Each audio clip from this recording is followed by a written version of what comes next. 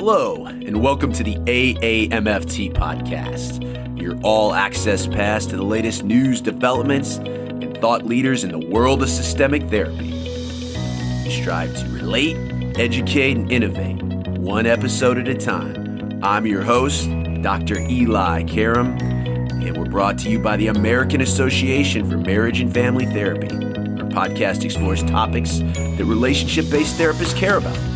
In addition to featuring unique conversations and interviews with established experts, our show provides information and education on direct practice and emerging trends in the MFT profession. For more information, please visit us at aamft.org. Thanks for listening and enjoy the show.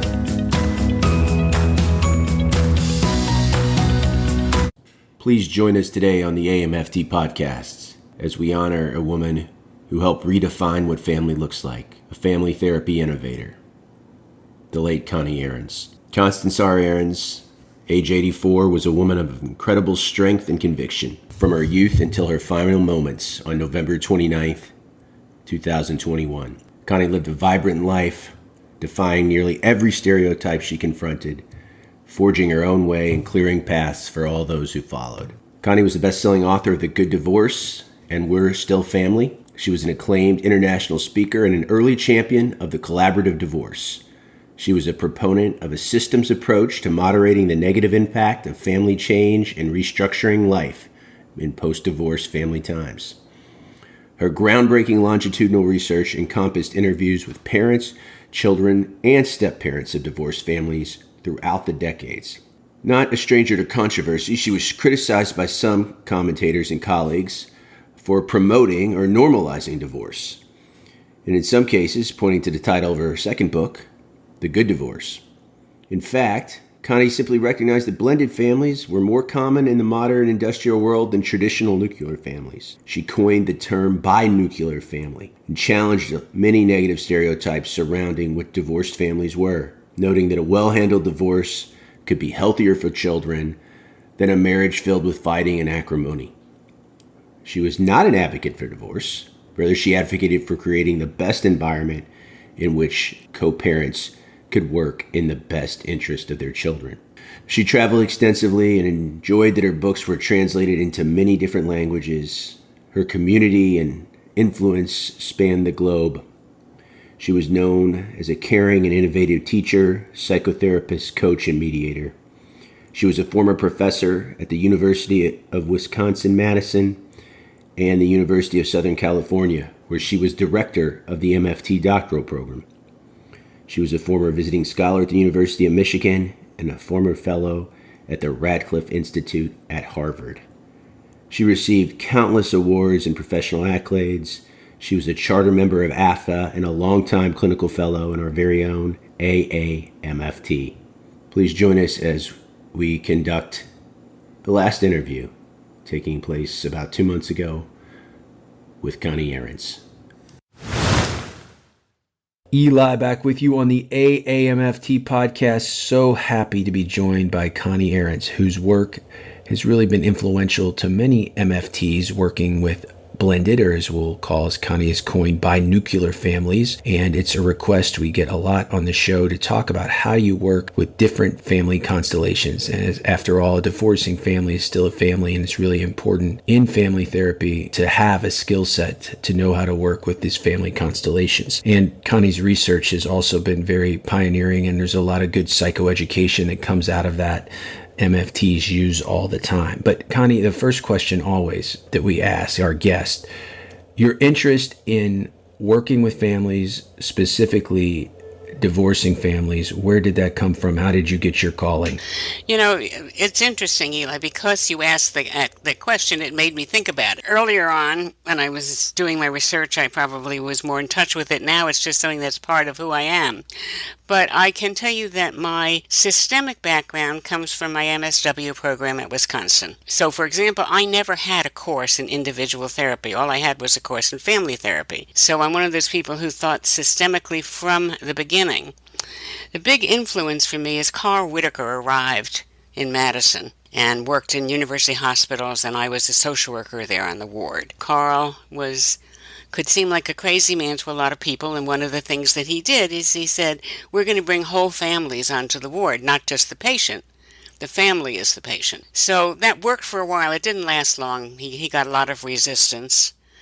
As you can imagine, that was not easy. But for a while, we did see whole families. We had probably, a half a dozen over a year where we actually checked the entire family into the hospital. But my systemic thinking came a lot from Carl. I took reading courses with him, and then I worked with him directly. So of all the family therapists, I think he probably had the greatest influence on me. The other big influence for me was social anthropology, which is a whole different way of thinking than we tend to have as MFTs or social workers, because they don't think in terms of health or not health. They think in terms of kinship and family and language, and just a different way of seeing how some of the issues emerge in these families, mainly because, as Margaret Mead was known to say, we have no language. We shouldn't be, why are we saying ex-spouses after all of these years? And we have developed, I think, more of a language in the last decade or so. I think the binuclear, interestingly enough, I got from a professor of architecture. He had built a house, and I went up there to meet with him, and he was showing me the house, and he said, this is a binuclear house. I said, my heavens, what is that? Well, there were 2 households and then one common area in the middle, and he was calling this a binuclear house. I thought, well, okay. Interesting concept. I'm going to try to adapt it to families, which it adapts very well. But that's where I first heard that kind of language. And it's a language that is not based in mental illness. It doesn't say anything about how the family functions. It says, this is a structure. No, and language shapes meaning, and if it's pejorative or psychopathology based, why would you want to use that to describe your family constellation? So that makes a lot of sense, and I did not know that about you and Whitaker. He's obviously a luminary in our field. Every MFT trainee, when they're studying their classic experiential models, sees Carl Whitaker, but there's only like one Carl Whitaker. He was famously theoretical, and there were techniques that were all his own. And when I think of you as very structured and warm, and him as very irreverent and idiosyncratic. Do you have any good Carl Whitaker stories before we begin? Carl could argue well. And he accepted those of us who wanted to take him on something. But we were working with a family, and something came up about divorce, and he says, there is no such thing as a divorce. And I said, what are you talking about, Carl? Of course there's a divorce, and that is a major concept we have to look at. Well, of course, what he meant, I now agree with, is you can't really divorce kin. And this is a kinship model. And so there really is no such thing from his terminology of divorce. But the stories with Carl are like, we sat with a family once for 12 hours. We brought them in from someplace, I can't remember where.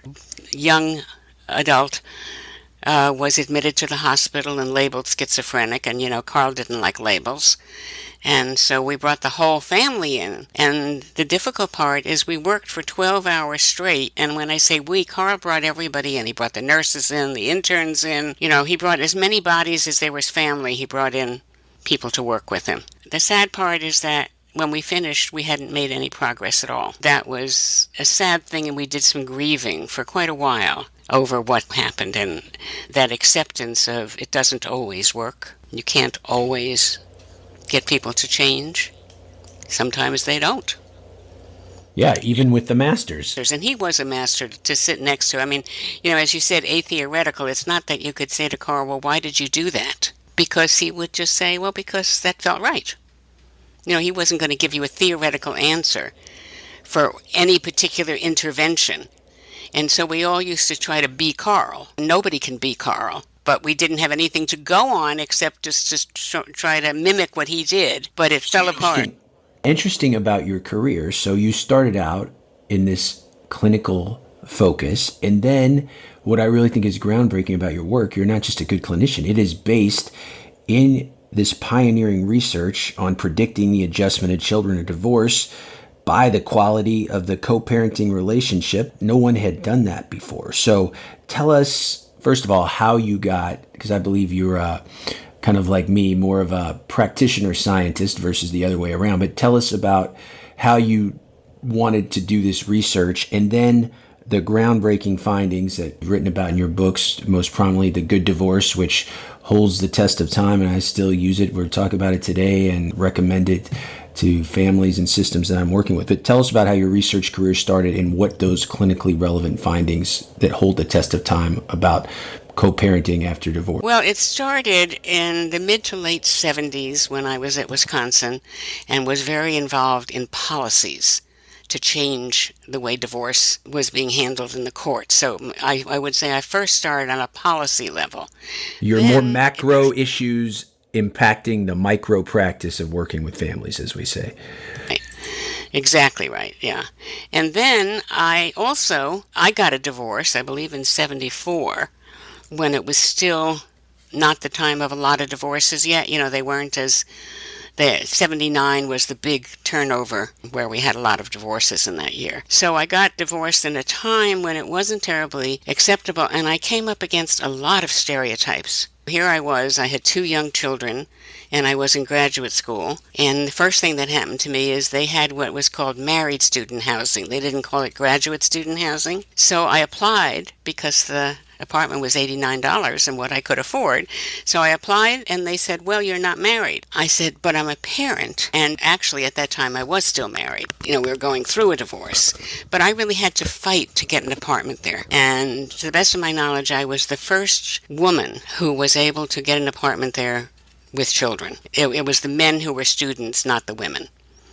So it was difficult, but I finally was able to, and I lived there for 3 years and made a big difference in my kid's life. But at that point, I was then affected on a personal level, where I was hearing comments about, oh, well, that's because they're from a divorced family, or that's because the parents were divorced, and all sorts of negative stereotypes. I could see that my kids had some issues, but they were doing fine. And, I didn't like that labeling, and I still don't like labeling. And so I then began to get personally more active because it was really impacting me, and I felt therefore impacting my children. So I was simultaneously in graduate school studying that, working with Carl Whitaker, we set up a family institute, so working with a family institute. And those years were very exciting years. I was a charter member of the American Family Therapy Academy, and those were very exciting years. This was the golden age of family therapy, too, and heading into the mid and late 70s is a great time to be alive, professionally speaking. We had an excitement about this new field that we had. And it's so different today. I pick up the journals today and I think, oh my God, this is another planet from where we were in those years. So I had a chance also to mingle with a lot of different seniors in the field. And at that point, I wasn't a senior in the field yet. I was the next generation down. So I had a lot of opportunity to listen to different theories, to really become more systemically focused. And of course, that impacted my work from there on in. My research is based on the family system. And it was hard, to be honest with you, it was very hard to get National Institutes of Mental Health to understand that concept, to understand that, yes, people get divorced, but they're still a family. That was a struggle. And the language was a struggle. So I was enjoying it because I always like a good fight around these things. I like the option of being able to argue about it. And so there were a lot of different ideas floating around. So I got involved in that way. When I was able to do my research, by then I'd gotten a doctorate in counseling psych, and by then I was back teaching in a school of social work. So I was in that publish or perish mode. And I thought, oh my God, I need to find a project right now that's going to last me for a while that I can write from. And it was very fortuitous that at that point there was a call for proposals from NIH, and it wanted to focus on the positives, not the negatives. So they were looking at mental health and not mental illness. And that's not usually the way it goes. So I was fortunate to get right into that little slot, which worked for my work, which is based on normalizing divorced families and not stigmatizing them. And so I was able to get a very good grant over a 5-year period that allowed me to first to select these 98 families, which I did by just going to the list of divorces in 1 year and taking every fourth name. And so we came up with 98 families that I then could follow over a 5-year period. And because my focus was really on the impact of family and parents on children, and not so much looking at the child and what are the issues that the child has. So I was very, influenced, and that is from the family therapy model too. So I was very influenced by, let's not lay this trip on kids, let's look at what parents are doing. So I was able to convince NIH that I wasn't going to study the children, I was just going to study the parents, which is what I did. I didn't go back and look at the kids until 20 years later. So many amazing findings came out of that work. Tell us, for people not familiar with your work, one of the things I still use, because the way you also kind of branded it with these nice alliterative titles, clusters of different co-parenting styles post-divorce.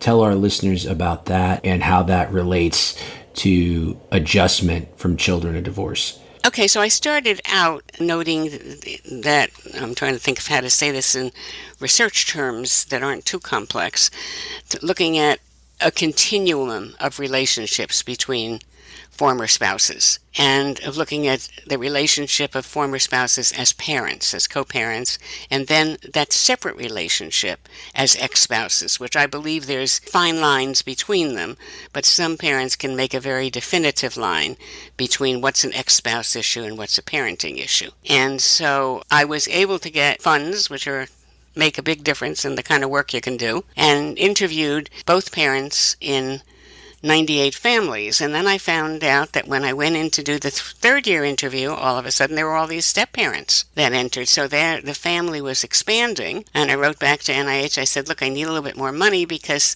I need to interview the step-parents now, too, because they're part of this family system. And so they did that. They supported that. And I interviewed all the step-parents at 3 years post-divorce and at 5 years post-divorce. And the parents were interviewed at that point 3 times, 1, 3, and 5 years post-divorce. And so I could look at change that way. Was very fortunate that I had an excellent sample of people that stuck with me throughout. So we had a very, very small dropout rate. And we ended up, I think, with 96 out of the 98 families at the end of 5 years, which is pretty terrific. Wow, that's amazing. Yeah, it's pretty terrific. Well, it was the community I was known in, and it got a lot of publicity in the local paper and so on, that this was being done. I told them I was writing a book, and they would get a copy of the book. We did all sorts of things to stay in touch with them over the 5-year period. And I think they became very invested in the study, that they became feeling like they really had something to contribute. And so what I found was that there is this continuum of divorced spouses that goes from being very angry and contentious to being quite friendly. Then what I did with this continuum, using certain statistical methods, I was able to cluster them and came up with these 5 groups. And they didn't have these alliterative names right away. They had research names that said high this and low this and so on. And I was coming to present my findings for the first time at an AAMFT meeting. And I stopped, it was in New York, and I stopped in Boston. I have daughters that lived up there. And on paper napkins, they played around with these groups, and they said, Mom, you can't present them the way you're going to present them. Nobody's going to remember it. And so they actually came up with these alliterative It was your kids. Wow. It was my kids. Wow. I mean, this was truly a family project. My kids remind me how they stapled things together and did a lot, I really had them working doing all of this. But yeah, they came up with it because they were able to sort of stand back and say, they would ask me, well, what do the parents in this group look like besides this high conflict, low cooperation, and so on. And so they actually came up with the names. And I went from there to New York and presented it for the first time. All right, so tell for our listeners that may not be familiar with the groupings, because they are very catchy and they resonate with families and clinicians alike. Yeah, they do. I mean, I'm always surprised when somebody comes into my office and says to me what kind of relationship they have. And I'm like, oh, really? They know this already. So there are groups that I came up with the help of my daughters in naming them, was starting at the low end of the continuum, there would be a group called dissolved duos. They fit our stereotype of divorced parents. One parent left the family, had no relationship then with the children. And then the next group were the fiery foes, and they stayed tied in with each other. They didn't give up for a minute. They fought, and these are the people that went back to court for every little thing. Their fighting did not stop, and of course it impacted the children's lives very much. And then the next group, as we go up this continuum, would have been, well, what did I say, fiery foes and then angry associates, and they stayed pretty angry with each other too over the years. And not much change over a 5-year period, which was interesting. And then they dealt with each other, but they begrudgingly dealt with each other, yes. I mean, every phone call ended up with some kind of fight. And then you have the cooperative colleague. Yes. And they're sort of the role model for divorcing couples and more. And one of the big changes I have seen over the years is that more and more people are cooperative colleagues in getting a divorce. This, of course, did not fit with our stereotype of divorcing couples very well. But it was the largest group, and it was people who are not close friends, but they were able to cooperate for the sake of the children. They could put their anger, personal angers, at each other as spouses, sort of behind them a bit. But front and center was their parenting. And they would not triangulate their children in their past marital woes. And when they would come together, the cooperative colleagues would advocate in the best interest of the children, despite how they felt about each other. Yes, and there's quite a few of these families who I really found were really wonderful role models. They had found ways to do it. You know, they had found ways to not get into the same old conflicts over and over again, which is what happens. They were able to sort out, and they were able to do what was in the best interest of their child. And that's the major thing about cooperative colleagues, is that they can. Now, there's a smaller group that I call perfect pals, and they are people that remain friends.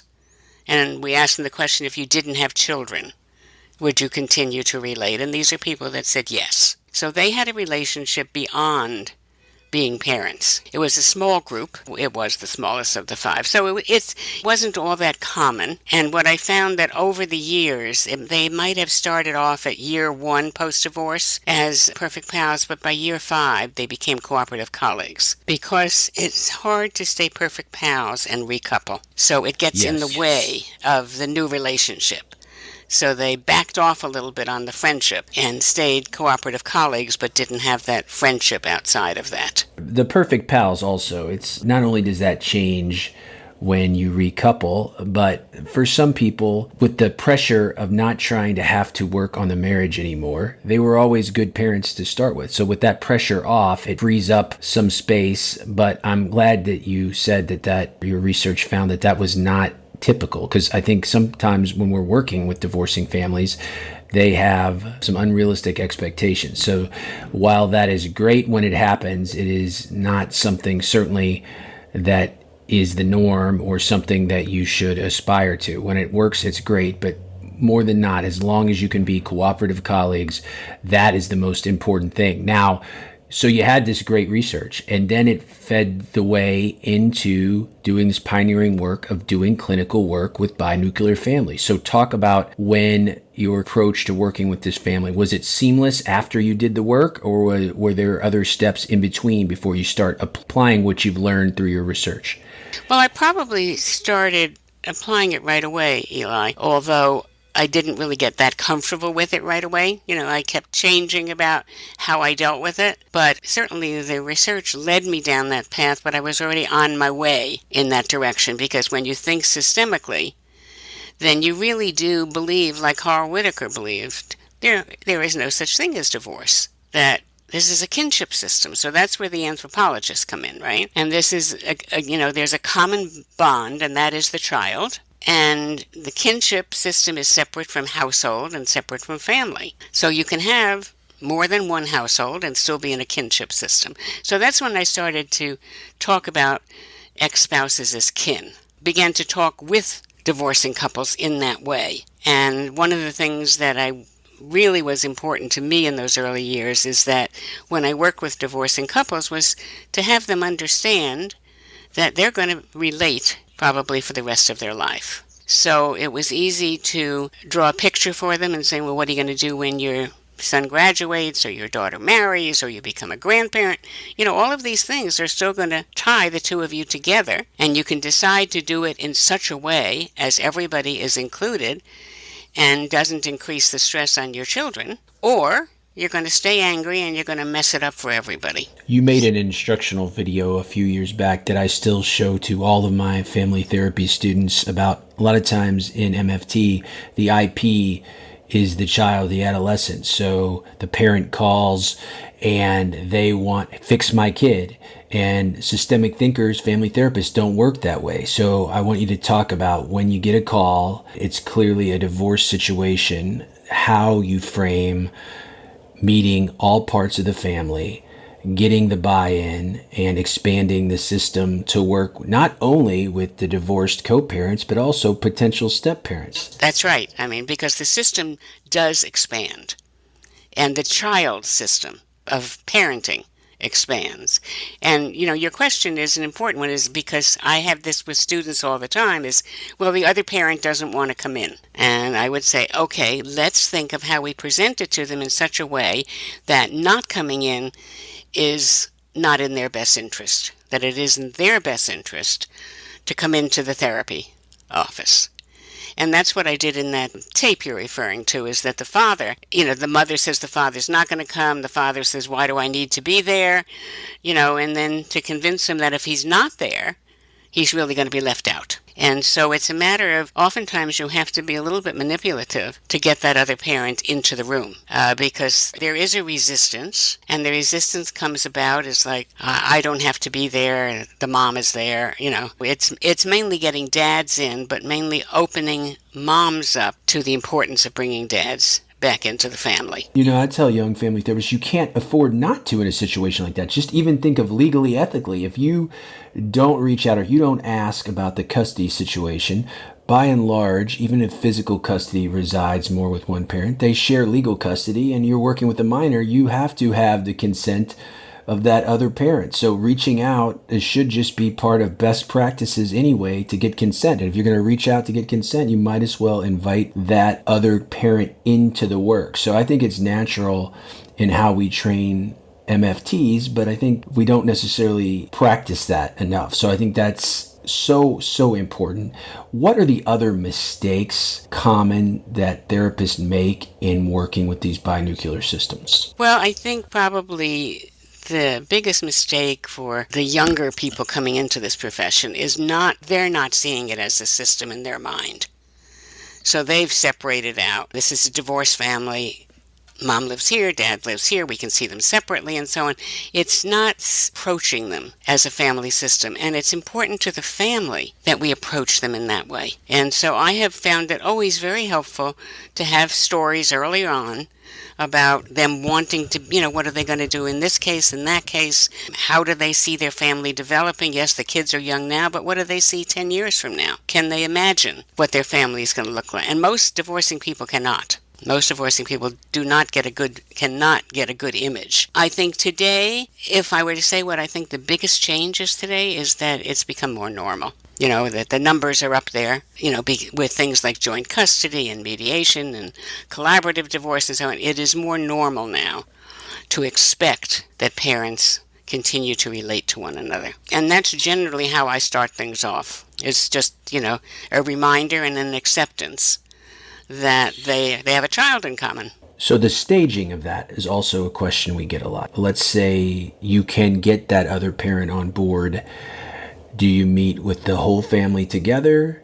Do you meet with the co-parents alone first before you bring in their child or children? What are your thoughts on how to progress working with a binuclear family? I don't think that there's one way, but I think what gets in our way is that a lot of, especially people starting out, feel overwhelmed by having the whole family. And that's what I found with my students, my trainees a lot, was like, oh my God, we're going to put them all in the same room, they're going to fight. And I look at them and say, well, they're going to fight anyway. So they might as well fight in front of you, where you might be able to be of some help. There's this anxiety about putting what appears to be an angry system all in the same room together. And I do believe that it's important when possible. I'm not too rigid about that. I was, in my earlier days, when I worked with Carl, we were very rigid and we turned people away if they didn't have everybody with them. I don't do that anymore. I kind of start with where I can. Most of the time it works, sometimes it doesn't work. You said something that made me think. I feel like in our field that systems are unnecessarily contracted because of therapist anxiety.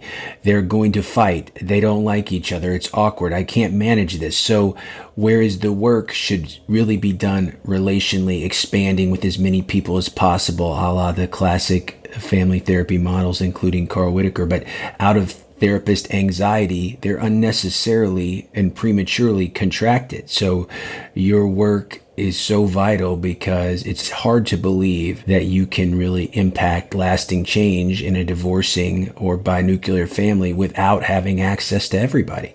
So, I mean, you're preaching to the choir here. What do you think we can do to better train MFTs to do this type of work? I think we have to train MFTs to be more comfortable with the larger system. Because the first thing they'll say is, oh, they're going to argue in front of the kids. Well, they're going to argue in front of the kids anyway, for heaven's sake. So it's getting them comfortable with two people who may come into the room not talking with each other or hurling all sorts of angry comments back and forth. So I think we have to get beyond our anxiety of working with the larger system in that way. What are your thoughts on expanding to step parents as well? Okay, that's always a difficult issue in that, number one, I think it's the biological parents who are the people who are in charge of the family, and they should be. And the step parents should support the biological parent, but they are not the people who are sort of running this family. They're not so much in charge of it. I think it depends on the situation. Sometimes I bring a step-parent in to the whole family situation, and sometimes I separate out the subsystems. It seems to me that a biological parent and a step-parent need to work some things out with each other that are not that related to the other part of the binuclear family. Then I'll do that and just see them, and then maybe bring the biological parents back in. I don't think that there is a rule to this. I think it is an interaction between what the therapist is comfortable doing, what this particular system can tolerate, and then who you bring in at what time. But I mean, there are times where, I've had some interesting times, by the way, where I've tried to see a first and second wife together, because they're often the ones that are running this family, getting them to be able to talk with each other. And sometimes that's not possible at all. When there's been an affair, it's virtually impossible to get them to want to be together in the same room, maybe 5 years down the line, but not too early. But sometimes it's helpful to work on those subsystems. And oftentimes it's mom and stepmom. When the wash isn't done and the socks don't go back to the other household, it's blamed on mom or stepmom. And so getting them to see that they have something in common, to be respectful of both of their roles and explain that there is a difference in the roles and that that's okay. And step-parents can have a very powerful role with the children, but it's different than a biological parent. And there is a common interest, though, of wanting to support that child a lot of times. So even if there is no love lost in other areas, this idea that we're coming together in the best interest of the child can sometimes be a unifying factor between the step parent and the biological parent. Another question I have for you is the staging of this. Like, sometimes we will see a family after damage has already been done, the divorce has been ugly, and they now realize, either through some type of legal intervention or family court, that they have to work it out. Sometimes families proactively, as they're going through a divorce, much like the spirit of your work, the good divorce, they are proactive. Hey, we're coming to you, the couple or family therapist. We don't want to resuscitate the marriage. We want to learn to divorce the right way. What are your thoughts about people that preemptively enlist a family therapist as they're going through the process? Well, I think if they can do that and they get the right family therapist, I think it's terrific. My concern here is that frequently the family therapist wants to get them back together again. There's a whole group of family therapists today in our world today who really, believe that if two people can get along well enough to parent, then why shouldn't they stay married? And so I'm going to help them work on the marriage. One of the things that the parents reported to me is that most of them felt that they worked for too long of a time on the marriage, that they should not have spent all that energy working on the marriage when it was over, when somebody was out the door. And I think we sometimes as family therapists have trouble accepting that somebody is really done. Doesn't have to be two people that are done, but if one person is done, they're done. It's not our job to get in there and try to change their mind. But it is our job to help them separate in a reasonable fashion that doesn't destroy their family and is as healthy as it can be for children.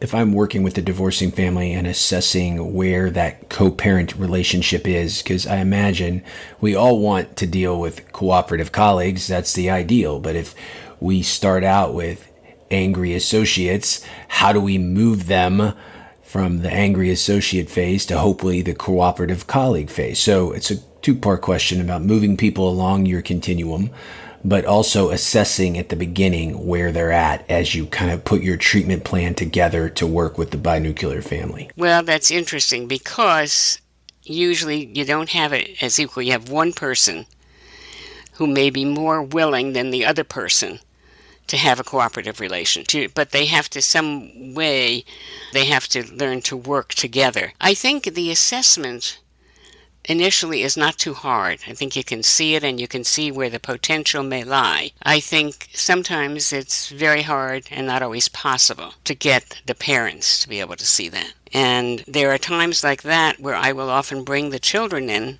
and it's painful, but have the children tell their parents how their parents are hurting their lives. And they do. They can be very verbal, and they can say very specifically what they don't like. They'll say, we hear you fighting on the phone in the background. You think we don't hear. Least you could do is to say hello to each other. They want some civility between their parents. That makes life easier for them. So sometimes bringing the children in is the most impact you can have on the parents, is having the children be able to, with your support, tell their parents what's not working for them. And that's sometimes the only thing that stops the war. No one starts out by saying, I want to fight through my children, but when they can hear from their children in their own words how it has affected them, it can be very, as you said, painful but powerful and be a catalyst to change.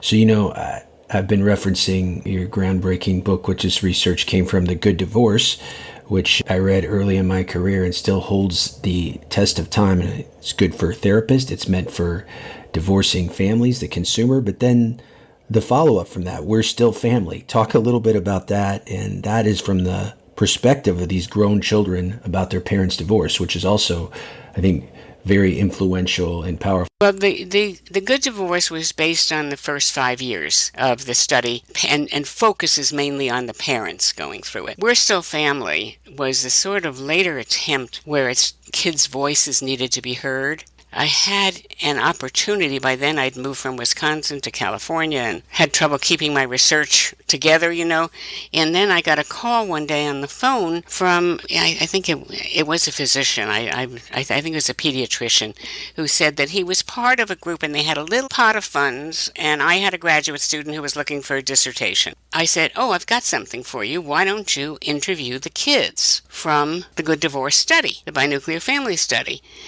So they did. And we had 163 so-called kids. By then they were all adults. And it took a year of tracing to find these kids. And the way that we were able to do it is once you got one sibling, you got them all. They'd always tell you where their brother or sister was, or they'll say to you, you really want to talk to my brother and sister. So you could get a family once you got one child. And you could get a child sometimes through a parent, although we tried not to do that.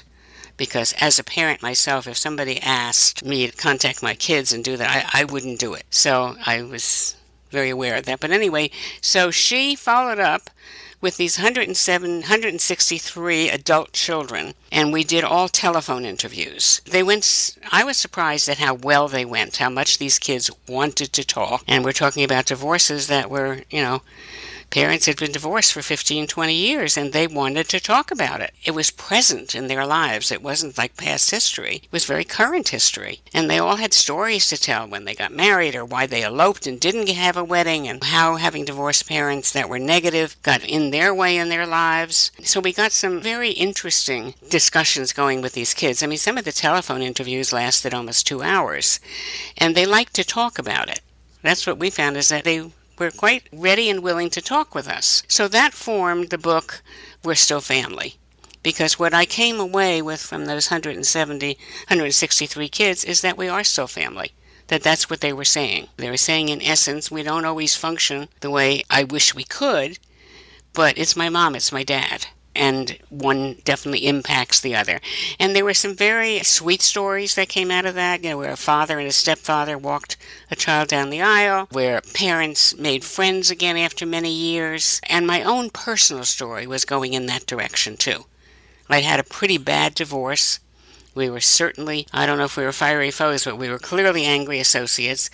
But over a 5-year period, we became cooperative colleagues. As we calmed down, we recoupled, the children were getting older. It wasn't so much forgiveness. It was kind of like, okay, we have to work with this. And as a parent, in my own circumstances, I did not like my ex-husband, but he was a decent father. And some of what we experienced and had a negative divorce about was that it was an era of no joint custody, no role models, but just negative stereotypes. And if you divorced in the 60s and 70s, that's all you knew. In my mind, when you were referencing your own life and interviewing model developers for the last 4 years, that they do what they're passionate about. Anybody who listens to you this hour can tell you're passionate about working with these type of systems. So your girls were influential in helping you name these typologies. So what do your children, grandchildren, ex-husband, what do they think about what you have done for the field and working with divorcing families? Well, it's interesting because sometimes you never quite know what your kids think about you anyway. But I think that they like my work. They've read it. That may be as close as they could get to it. They appreciated how we were able to do things together for them. So they appreciated how a little story with the graduation. So first there's a high school graduation. I lived in Wisconsin. Their dad lived in New Jersey. So the children I had custody. We didn't have joint custody then. So I had primary custody, mother custody. For the first graduation, he came by himself and was, very cautious, and I had dinner at the house. He came over, but he kept his distance, and it was hard. The second graduation, I had 2 daughters, so they were high school and then college. The second graduation, he came with his new wife, and that really made things easier. By then I had recoupled, and he had recoupled. There's a balance that forms in the system again. And so things started to go more smoothly. Then we have pictures of the next time he comes back for graduation. He comes with 2 children of that second marriage, who are very much a part of my children's lives. So, it was a progression. And what I learned from the kids as well as from their parents later on is that for many couples, it is a progression. Some couples, it gets worse over time. They just get more and more distant. But many of the couples were able to sort of, put down the swords and say, okay, for the sake of the children, we're going to do this. Or, okay, I'm not going to keep this fight up. Or oftentimes it's about money and how going back to court, And if people do that, then you can't really have a good divorce. You can't keep going back to court and have a good divorce. The last question I usually ask is always about your legacy and what impact you want to leave on the field, but I think you just told us your personal legacy is isomorphic, parallel process to what you have done professionally. But I'd be remiss if I didn't say what would you like the field of family therapy to remember you for, Connie?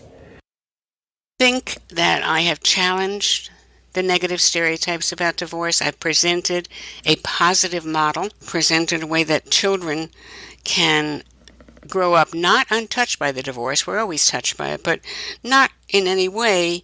They're not mentally ill because of the divorce. They're doing okay by and large. And I wanted to challenge some of the material that was out there at the time that was very negative, and to show that there are positive role models and that divorce is a normative process. And so we have to come up and find new language. That's what binuclear was about, is let's find some new language for divorce that's positive. And it's just a structure. There's nuclear families. Why not binuclear families? And I think where I felt I made the impact is when one day I picked up what would be like an introduction to family textbook, and there was a whole section on binuclear families. Now, it was only half a page, but they did at least note that there were such things as binuclear families. So I think the impact I feel good about that I've made is that it's now part of the culture. People use binuclear very easily. They use the language of the typologies easily. The good divorce has been a popularized concept now. Yes, and I think one of the reasons, you're a good fit for this profession, and, both AAMFT, social worker, strength and health based by nature. And you're right, so much of that work that had been done, pioneering research, but it was really negative, and you brought something, science behind studying these families that was uplifting and helpful, and I think that's why it resonated with so many readers and so many families. Connie Aarons, I can't thank you enough. You were a pleasure to talk to, and it was after reading your stuff for all those years to finally be able to talk to you. Thanks so much for being a guest. Well, thank you for a nice interview. Bye. For the last 3 years of doing this show, I have gotten to talk to people that are not only really important in the field of systemic therapy, but have certainly impacted my development as a family therapist. As I said, if you're a family therapist, at some point along the journey, you will be working with divorcing families. And early in my development, I read The Good Divorce, and it made sense to me, and it made sense to a lot of my clients. So when I called Connie up and she so graciously accepted the interview for the podcast, little did either of us know that that would be the last interview that she would give. Shortly after we recorded that interview in October, Connie was diagnosed with an aggressive form of lymphoma and was given a very short time to live. So over the last couple of months, I made contact with one of her daughters, Jerry. It's important not only to let Connie's family hear this interview, but certainly to share it with you, the listeners. Jerry and I have been corresponding. She wanted us to know that Connie loved life, and she was a strong believer in having a choice in how one lives and how one dies. She wanted people to know of her choice, and that was an advocate for California's medical aid in dying legislation. So in the last 2 months, she did not shy away from difficult conversations with her family and her friends. But at the same time, she insisted on humor and making beautiful sunsets with champagne toast and chocolate, some of her favorite things Jerry was telling me about. She died peacefully and courageously at her home, surrounded by the love of her daughters, her sons-in-law, and trusted medical professionals. Connie was a beloved mother, exceptionally proud grandmother of 4 grandchildren, a deeply cherished friend, partner, sister, cousin, aunt. She loved her family with all her heart, including her furry canine friends. She is survived by her 2 daughters, Jerry and Amy, and 4 grandchildren. Until next time, my friends, stay safe, stay systemic.